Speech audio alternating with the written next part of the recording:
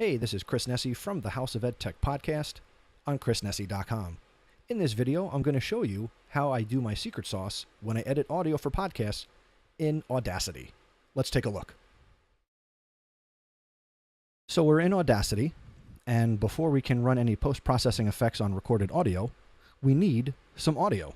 So let's record something real quick. Hi, this is Chris Nesi from the House of EdTech podcast. If you're not subscribed to the podcast, go to chrisnesi.com/subscribe. So now that we have some audio that we want to post-process, let me first now explain chains, which can be found in Audacity under the File menu right here. So chains are basically like macros. If you've ever run a script, it's basically a process. So if I click on Edit Chains, this is where I can create new chains.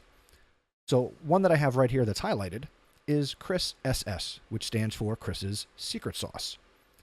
Now, if you look here on the main part of the window of this pop-up, you can see that they're numbered 1, 2, 3, 4, 5, 6, and 7.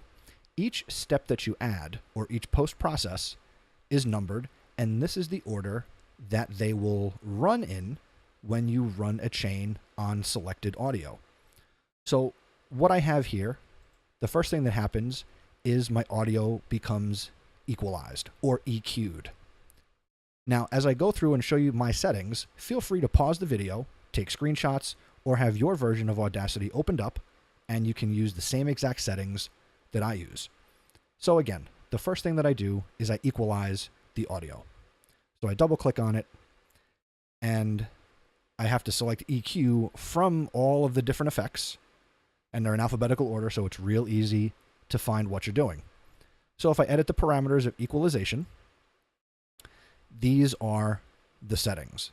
Now, I'm not an audio engineer, and I do need to credit Mike Russell from Music Radio Creative at musicradiocreative.com for all of these processes that I'm showing you. So what's happening here between 20 hertz and 100 hertz is I'm knocking out the low end, and here on the right-hand side, I've boosted the high end of the vocals. Okay? So please pause this screen as necessary, and you can use the same setting, or you can modify it based on what you hear when you're recording and doing your audio. But what I'm displaying here is a very generic equalization that will work on many voices. So feel free to pause the video now.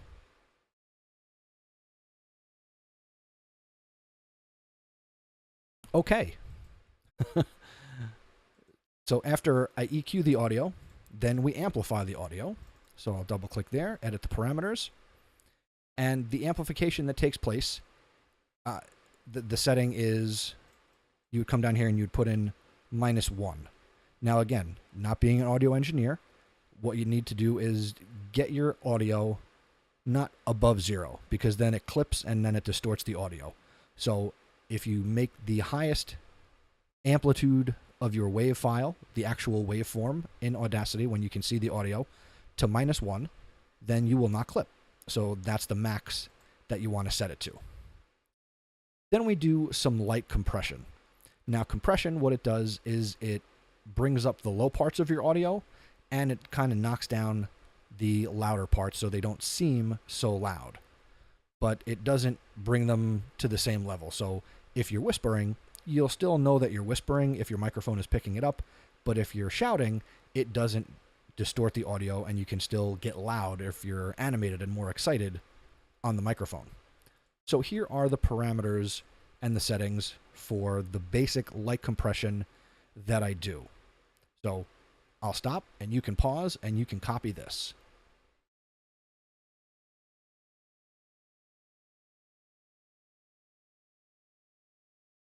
So that's compression. Then we amplify it again, and I bring it to -3.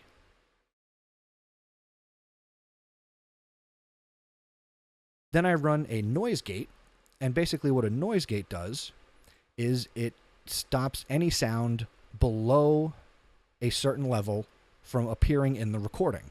So when you're not talking, if there's any hiss or hum or any background noise, it basically closes the gate and doesn't let that sound into the final product. Now, if you've recorded it, it's there, but this noise gate will artificially, through the power of software, will open and close a gate. A noise gate can also be something you purchase physically and add to your recording setup. But that's not necessary because you can do it right here in Audacity. So these are the settings that I use on my noise gate.